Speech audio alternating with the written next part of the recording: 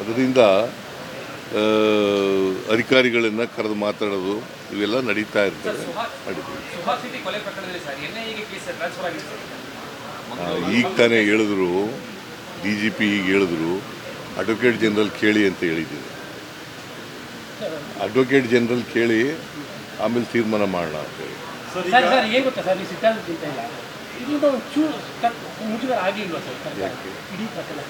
ಸರ್ಕಾರ ಏನು ತಪ್ಪು ಮಾಡದೇ ಮುಜುಗರ ಯಾಕಾಗುತ್ತೆ?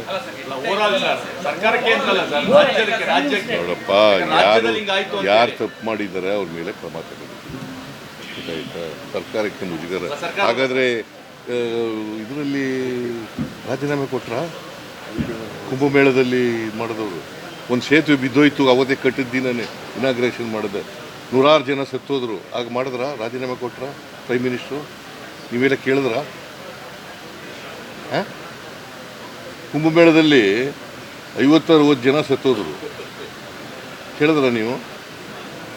ಅವ್ರು ರಾಜೀನಾಮೆ ಕೊಟ್ರ? BJP ಅವ್ರು ಕೇಳಿದ್ರ? ಓಲಿ ಕುಮಾರಸ್ವಾಮಿ ಕೇಳಿದ್ರ?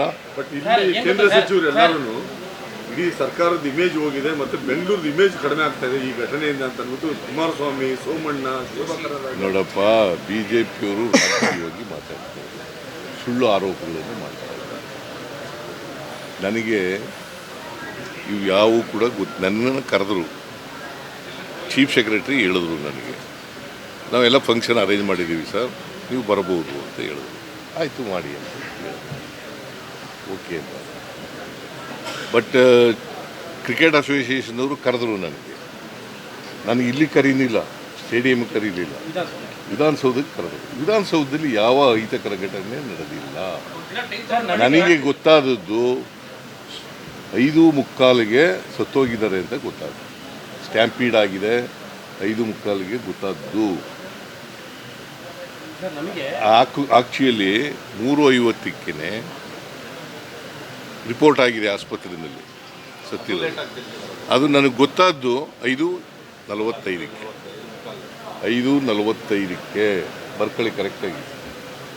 ನನಗೆ ಅಲ್ಲಿವರೆಗೆ ಸ್ಟ್ಯಾಂಪೀಡ್ ಆಗಿ ಸತ್ತೋಗಿದ್ದಾರೆ ಅಂತ ಗೊತ್ತಿಲ್ಲ.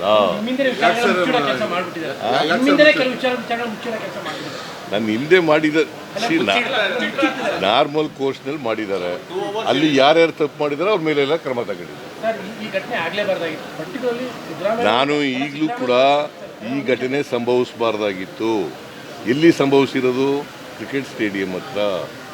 ನನ್ನ ಕ್ರಿಕೆಟ್ ಸ್ಟೇಡಿಯಂಗೂ ನನಗೆ ಸಂಬಂಧ ಇಲ್ಲ.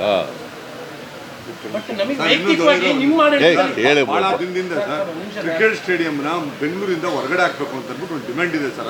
ಅದನ್ನು ಪರಿಶೀಲನೆ ಮಾಡ್ತೀವಿ. ಅದನ್ನ ಯಾಕಂದ್ರೆ ಈ ತರ ಬೇರೆ ಜಾಗ ಎಲ್ಲ ನೋಡ್ಬೇಕಲ್ಲ. ಘಟನೆ ಆಗಬಾರ್ದಾಗಿತ್ತು ಅನ್ನುವಂಥ ನಮಗಿರ್ಬೋದು. ನಿಮ್ಮ ಯಾರ ಅವಧಿಯಲ್ಲಿ ಆಗಬಾರ್ದು, ನಿಮ್ಮ ಆಡಳಿತದಲ್ಲೂ ಆಗಲೇಬಾರ್ದಾಗಿತ್ತು. BJP ಅವ್ರ ಕಾಲದಲ್ಲಿ ಆಗ್ಬೋದಾ? ನಮ್ಮ ಆಡಳಿತ ಇಲ್ಲಪ್ಪ. BJP ಅವ್ರ ಕಾಲದಲ್ಲಿ ಆಗ್ಬೋದಾ? ಯಾರ ಕಾಲದಲ್ಲೂ ಆಗಬಾರ್ದು, ನಮ್ಮ ಕಾಲದಲ್ಲೂ ಆಗಬಾರ್ದು. ನೋಡಪ್ಪ, ನಾನು ಆಗಬಾರ್ದು ಅಂತ ಹೇಳಿದ್ದೀನಿ, ಆಗಬಾರ್ದು ಅಂತ ಹೇಳಿದ್ದೀನಿ. ಹದಿನೇ ಪ್ರಶ್ನೆ ಕೇಳಿದ್ರೆ ಪುನಃ 15 ಪದ ಬೇರೊಂದು ರೀತಿಯಲ್ಲಿ ಕೇಳಿ ಆಗಬಾರ್ದು. ಪುನಃ ಐ ರಿಪೀಟ್ ಐ ರೀಟ್ರೇಟ್, ಆಗಬಾರ್ದಾಗಿತ್ತು.